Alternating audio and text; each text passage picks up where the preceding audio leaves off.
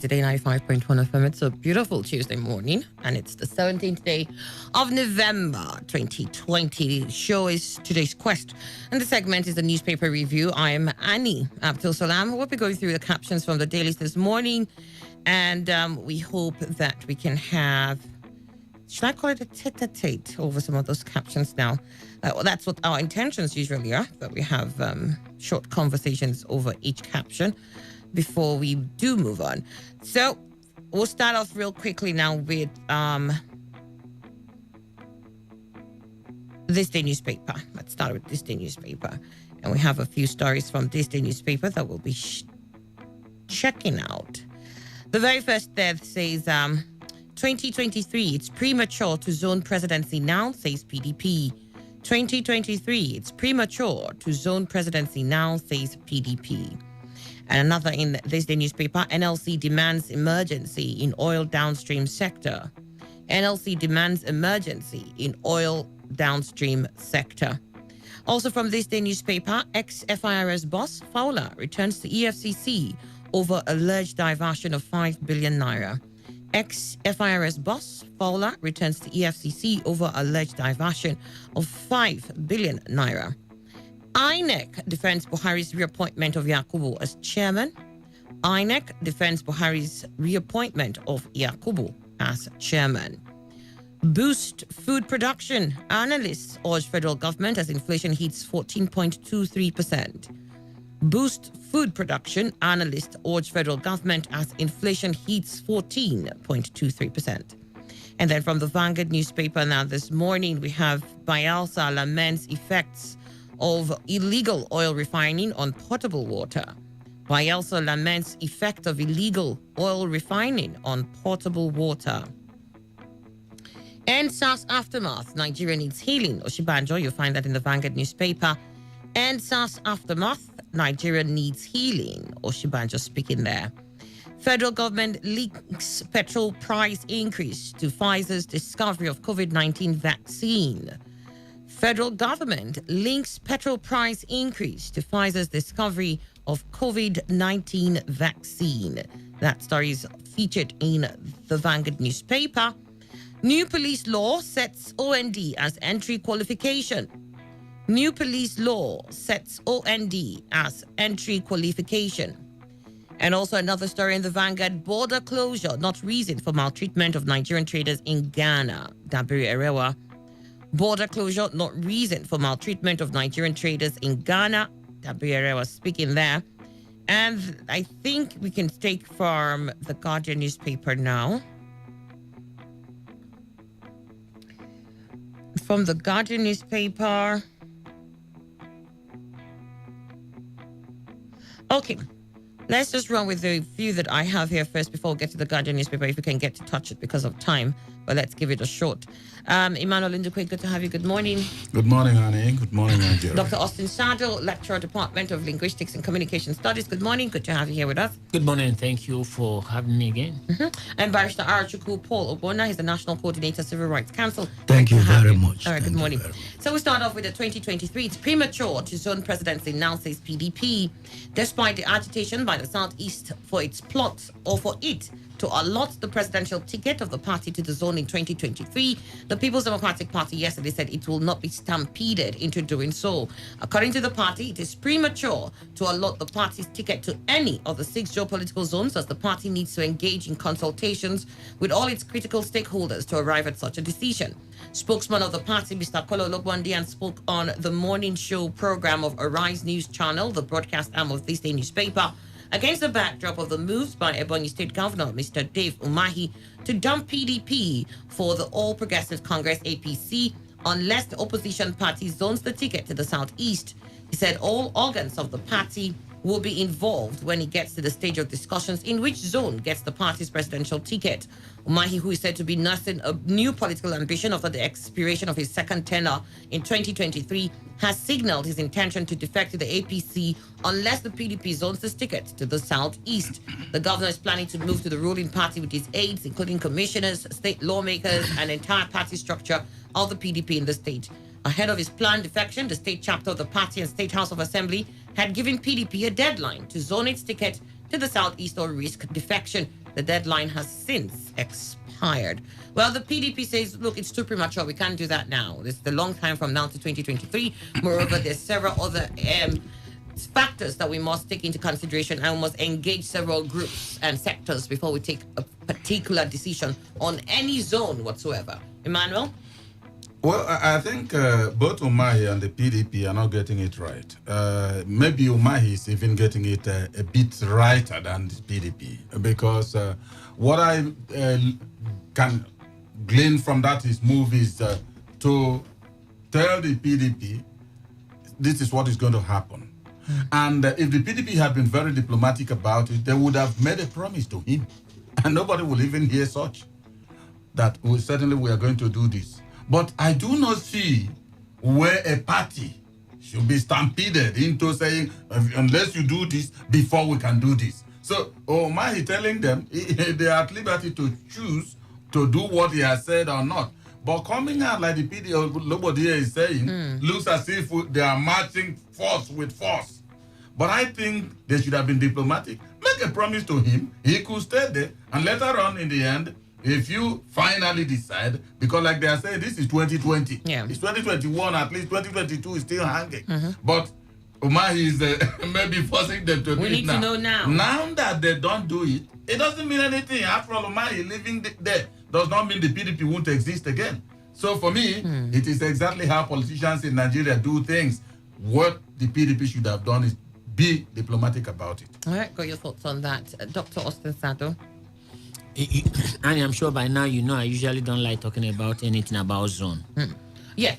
Yeah, about I don't. no. But there are a few things that caught my attention in that news story. Number one is that Omai's threat to the camp has APC zoned the presidency to Southeast.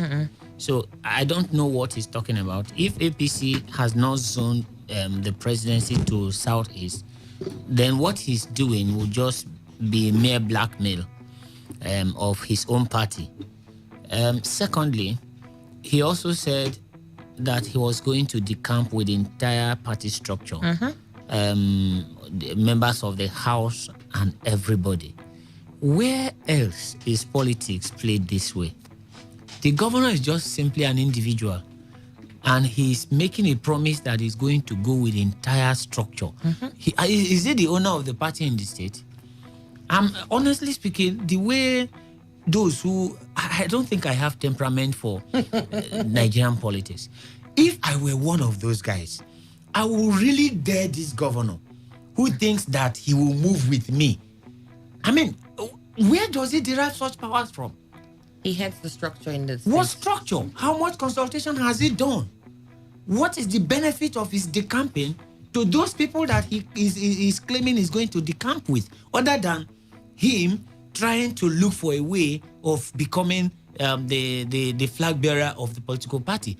How does that benefit the ordinary Ebonyi? If they decamp with him, he gets the ticket. And what happens? And he emerges president. Yes. This one's After that, what happens? This one's will have favor in his eyes. They will be shocked. If Omai, let me tell them if they don't understand. Tell them. If by any means they just move along with Omai, they are going into a larger political environment. Larger pool. So if Omai eventually becomes the president of Nigeria, there's no way those guys will be relevant, because he has taken a slot, the major slot. So even if those who are looking for personal assistance, Omai will take from the north and from the west and from every other place, because he will need to become a relevant person politically. I mean, national platform. So those guys should better think carefully before they just move along sheepishly that ship. with Omai. Dr. Sensata, thank you. Barrister Chukwuogbonna. Well, I do not think that it's premature to consider zoning the presidency to the southeast. We are talking about Nigerian politics here, straightforward. So, PDP, their body language and the attitude should show that they are committed to having the Southeast have a bite on the presidency. After all, the Southeast have been loyal in their language and followed them all these years. Because in Nigeria, the unfortunate thing is that the principle of zoning is still the guiding, standard for political office holders. And in that zoning, we don't care about whether the man is qualified or is competent or not, just zoning. Zone it. All in an attempt to sustain a very fragile and weak status quo and to give everybody a sense of belonging. Then Chief Umai, politicians actually angle to secure their political future or political life. You see, for us who look at them, we make expectations on them based on the institutions they occupy and what exactly the law says they should do. But for the politicians, I think it's a business. They're just doing business. Obviously. And since it's a business, so every businessman who is not ready to take risk is not yet ready to make money. So Chief Umahi must have wanted to, maybe saying, look, I want to stake on a higher political platform. And therefore, since the governors practically own the parties and practically fund the parties, and then practically own the people working in government, they own the people, they own the party. So when the man talks about the party structure, you may even hear him say, my structure. So, and he will not be far from the truth. And he will be far from the truth because he funds it. He is the life wire of every other person. It's business. For their survival, they rely on Chief Umai. And therefore, when the chief is going to stake for something bigger, all of you too should be angling for something bigger to be found within the realm of a larger political platform. But like Sato said, when he moves into that platform and he indeed clinches the presidential ticket, maybe he emerges president. It's a larger pool now. No. Those ones become the raw materials with which you arrive at your position. They are the raw materials. They become the raw material with which you get the end product. Oh Lord. So I support what Chief Umar is doing. I support what Chief Umar is doing. Let him stake. Okay, but let him try his hands on this. The PDP says it's too early. How And they early have is to it? consult other stakeholders. They have to. I mean, this is 2020. Since the man gave them the notice, they should have consulted by now and gotten back to him. Since they did not deem it necessary to facilitate the consultation process, a man is facilitating his own advancement in order to secure his political tomorrow. Well, it's not as if the APC has said we're zoned into the southeast either. Well, apart from being the president in the southeast or being the vice president, Umar may have some other interest he wants to actualize with the APC. Who knows? Or he has already concluded that the APC is going to win the presidency or produce the president for 2023. These are a game they are playing. All right. So he must have done his own calculation and know where he's heading to. In fact, as I speak to you now, the grassroots has already moved into the party. We have watched the grassroots have already moved. What remains is for Chief Umar to declare. And the state automatically becomes An APC state. Just a day before that day, it was a PDP state.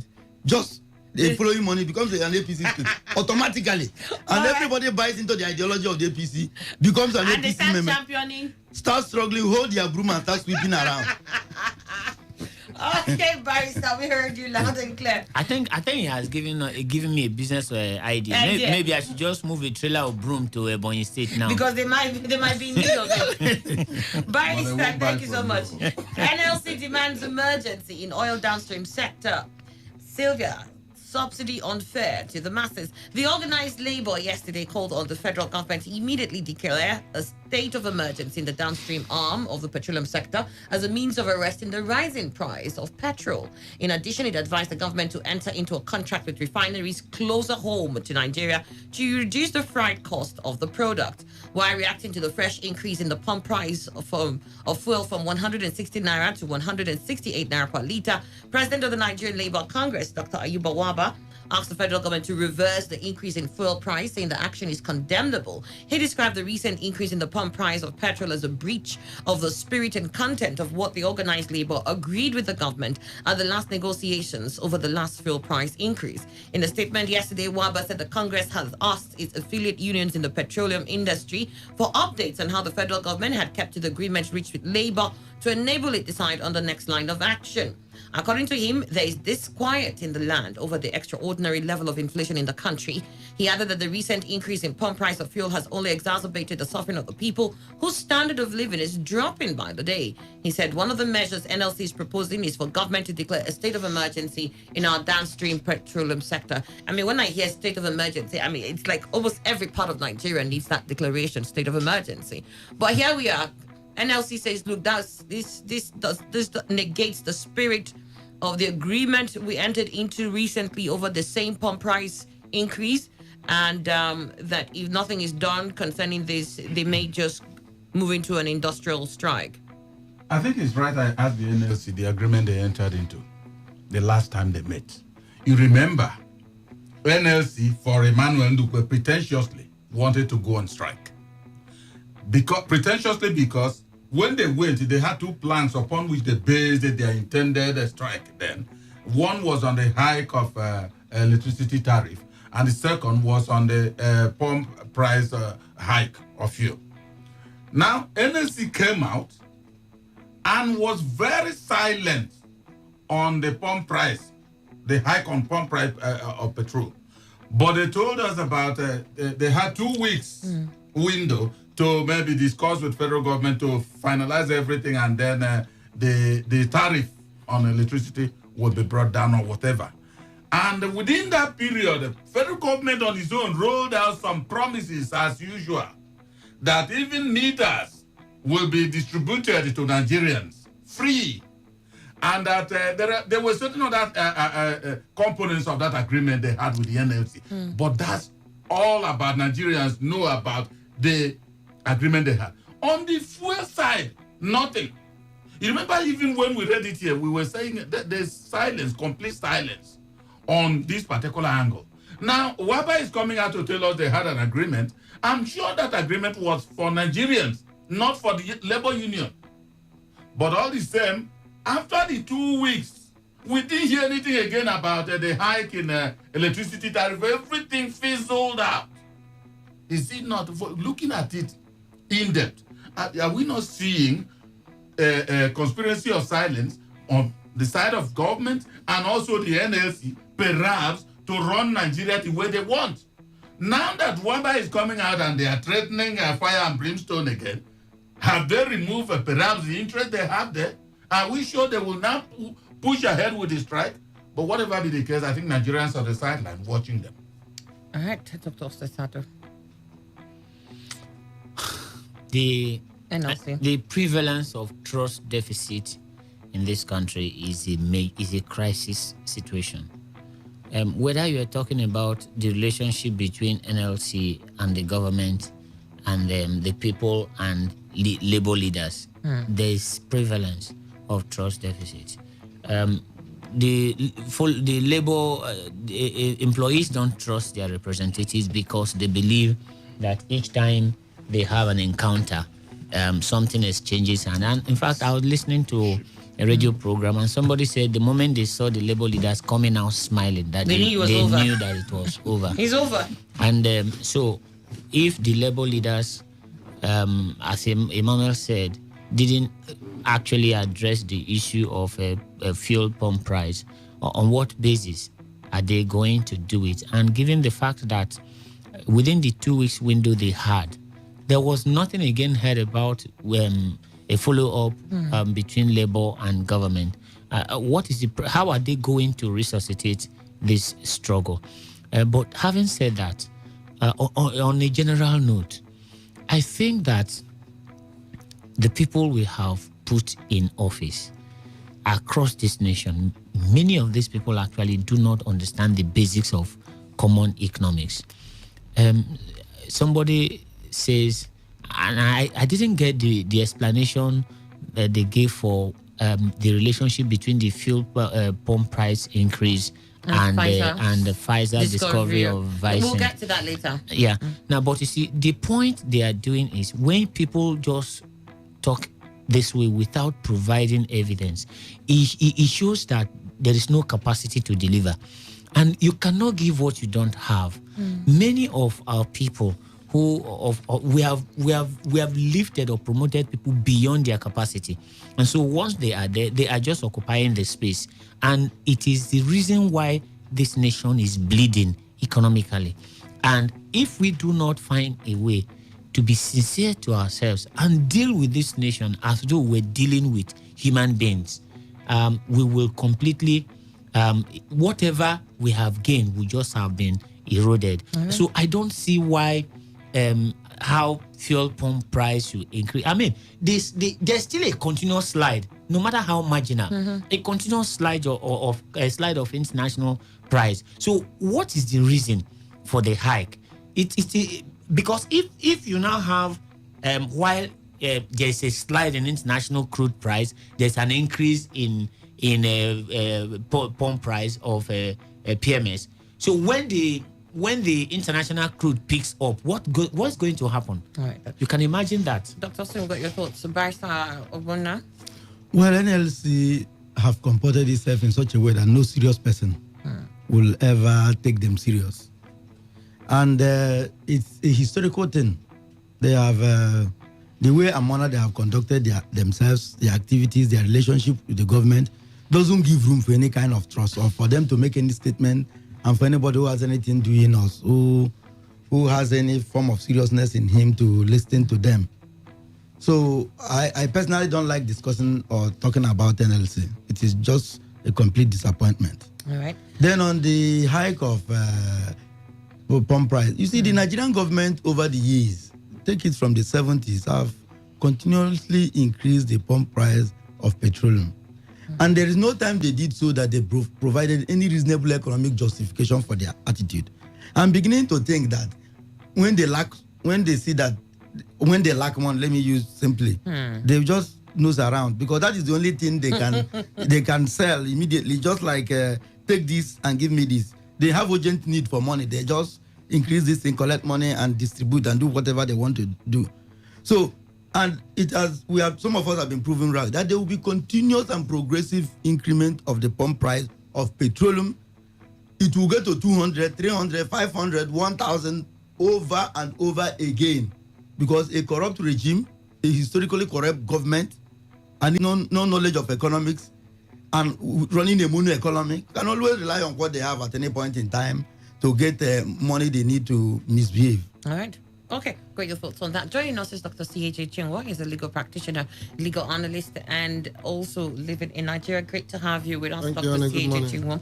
All right, so we've been talking about NLC, who says, look, we're seriously going to do something. This is not what we agreed on with the federal government. Speaking about the increase in pump price. Well, I think like Emma said, I wish we knew what they agreed. But no Nigerian knows what NLC agreed. We'll only see them. Your father was like this. What kind of leader are you going to be? And the man consulted with his friends. Incidentally, they are like the friends, those who travel from country to country, ride power bikes today. And they tell them that you are going to deal with them in a harder way. Your thumb is bigger than your father's waist. If your father used cane, then you're going to use scorpion. And then the people said, well, we can't be under that regime. Then people asked him what kind of change, because sometimes the man may be doing what is in his mind 70, and we know that we get to 200. Then if the man that's what is in his mind, we are paying the pot, having asked him what exactly was he changing. So we'll continue bearing it, but it's shame for us that we suffer it. But just like my friend also said, every government have used the same argument to increase fuel, and we'll continue suffering. It's a shame for our nation. Embarrassment. All right, okay. Let's see if NLC will be able to do anything special this time around. But I think we've rightly said, cannot. We're not too excited about that. NLC has been known to do the same. Dr. Sado said when you see them coming out smiling, that's when there's a problem. Okay, well, let's move on to another story here. And this is also from this day newspaper.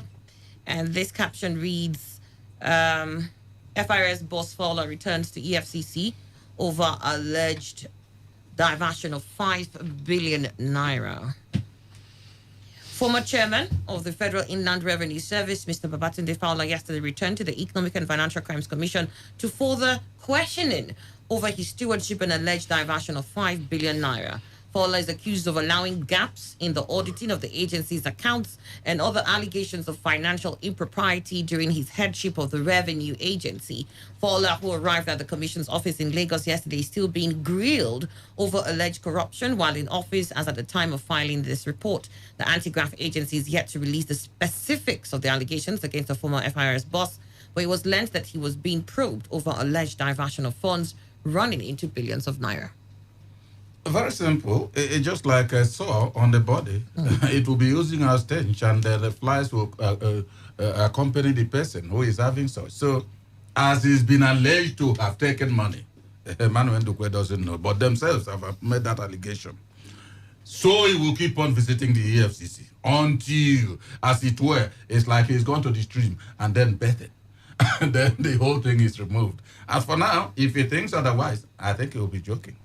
All right. Well, I'm thinking that with the Fowler case, as long as EFCC itself has not said the specifics, they said they're doing this as regards petitions. They've received 2 petitions on his stewardship, and that's why they'll continue to investigate. I think we'll just let that story be. There's really not much we can say about that. INEC defends Buhari's reappointment of Yakubu as chairman is another story you find in this day newspaper. The Independent National Electoral Commission, INEC, yesterday defended President Muhammadu Buhari's decision to reappoint Professor Mahmoud Yakubu for a second term as its chairman, stating that it is within the constitutional powers of the president to do so.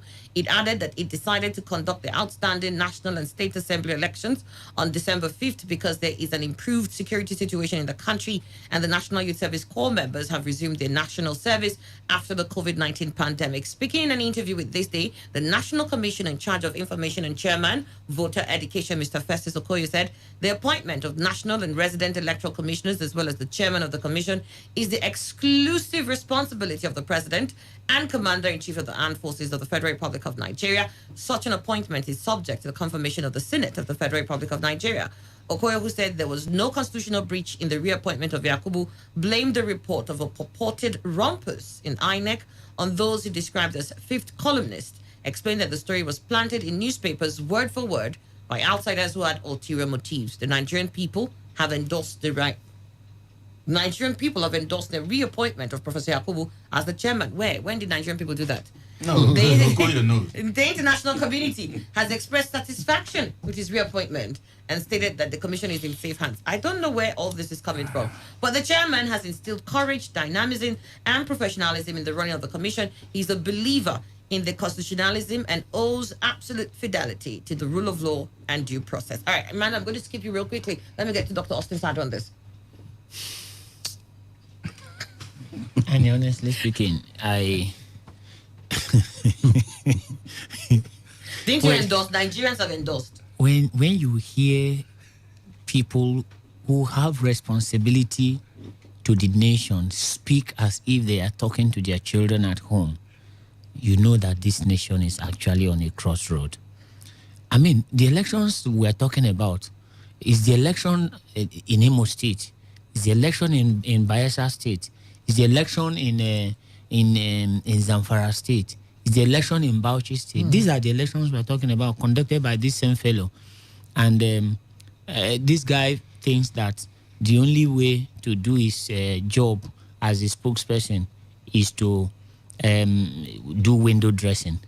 Unfortunately, this is what Nigerians do, because if this guy were to be a professional, he will know that you can't do public relations based on falsehood. International community. Do we actually need international communities to approve of our INEC if we're doing things right? And where did Nigerians come together? As at the time this is a purported reappointment was mentioned, how many people spoke out against it? But of course, you will have your say, but I'll have my way. Like you said, it's the prerogative of the president. Yeah, nobody's going to begrudge him that. But we're talking about the electoral health of this nation. If I were in the position of Mahmoud, honestly speaking, I will not take a second term. And because if you're taking a second term, you have to look at where you're coming from. What difference did he make? People still largely believe that Jega did a better job than Mahmoud. So, are we moving forward or moving backward? And the man is going in that, believing that he has done so well. Who is actually doing better in this country? From the presidency to the National Assembly, it's all level of mediocrity. So what are we talking about? They can go on. There's no endorsements, obviously, from you on that matter. All right. Because of time, I'm just going to allow us maybe each a story so we can move on real quickly. And move on to the, I think this has to do with inflation. Boost food production. Analysts urge federal government as inflation hits 14.23%. Analysts yesterday reinforced their call to the federal government to increase food production as a means of combating inflation that has continued to uptick. The analysts in separate interviews with This Day said monetary policy alone alone can no longer curtail the rise in inflation, which has hit 14.23% in October, according to figures released yesterday by the National Bureau of Statistics. They added that since food inflation which increased by 17.38% in October from 16.66% in September, appear to be the major cause of the inflationary pressures. Government shall implement the massive agricultural program contained in the Nigeria Economic Sustainability Plan, which was launched to stimulate economic recovery amidst the devastating impact of the COVID-19 pandemic. They urge government to spend heavily on food subsidies to avert a potential famine, adding that the impact of the lockdown occasioned by the pandemic and floods in some part of the country have taken a huge toll on livelihoods. According to the NBS data, the Consumer Price Index, which measures inflation, increased by 14.23% year-on-year in October, compared to 13.71% in the preceding month. Core inflation, which excludes the prices of volatile agricultural produce, stood at 11.14%, up by 0.56% when compared with 10.58% in the preceding month. On a month-to-month basis, the headline index increased by 1.54% or 0.06%, stayed higher than 1.48% recorded in September, as the composite food index also rose by 17.38% from 16.66%. The NBS attributed the rise in food inflation to increases in prices of bread and cereals, potatoes, yam, and other tubers, meat, fish, fruits, vegetable, alcoholic, and food beverages, oils, and fats. However, the highest increases in prices of passenger transport by air, hospital and medical services, passenger transport by road, pharmaceutical products, motor cars, vehicle spare parts, maintenance and repair of personnel transport equipment, hairdressing salons, personal grooming establishments, miscellaneous services relating to the dwelling, paramedical services, paramedical services, and shoes and other footwear led to core inflation. So this is for you now, Barrister Arachukobona. Boost food production. Analysts are urging the federal government as inflation has hit 14.23%, up from 13 point something that we had in the month of September. First and foremost, the government will not boost food production. Secondly, they will have an excuse for it. Now, because of the impact of the COVID-19 and its disruptions, the traditional economy, which is the farming system we have at the grassroots, which often is quite from where we get the bulk of our food from, were disrupted. And government will always latch on to that excuse. So farmers, I don't think farmers did so much because of the challenges posed by COVID-19. Then there is no capitalist agriculture in the country. So from where will they boost the food production? So it is, I think Nigerians should gear up for a very difficult time next year. Oh dear. Very, very difficult time. If you go to the market now, you see that the price of food is going It's really up. high. It's really high. very, and it is going to go higher and higher because the government have no way to cushion it. There is no ban, there is no national food storage center anywhere from where you release grains, release tubers, and release whatever, so that to cushion the impact of this. So Nigerians are on their own, and everybody should get up for a very difficult time in the coming season. The inflation will go up and over because there is no direct. Government does not have the capacity. They don't have the ability to respond to the current challenge. Oh dear. I'm shocked by this.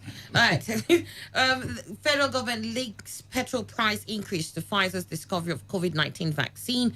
Federal government that the latest increase in the pump price of petrol, also known as premium motor spirit, was informed by the announcement by an American pharmaceutical company, Pfizer, of its recent breakthrough in the discovery of a vaccine against COVID-19. Minister of State for Petroleum Resources, Mr. Timipre Silva, who gave these explanations, spoke on a day the Nigerian Labour Congress warned the government that there was a limit to what the citizens could tolerate if the abnormal increases in the price of refined petroleum products and other essential goods and services continued. The minister told State House correspondents after a routine visit to President Muhammadu Buhari at Aso Villa in Abuja that the announcement of a COVID-19 vaccine by Pfizer triggered a slight increase in the price of crude oil in the global market. He said what happened recently was because of the announcement of a vaccine for COVID-19 by Pfizer. With that, crude oil prices went up a little bit.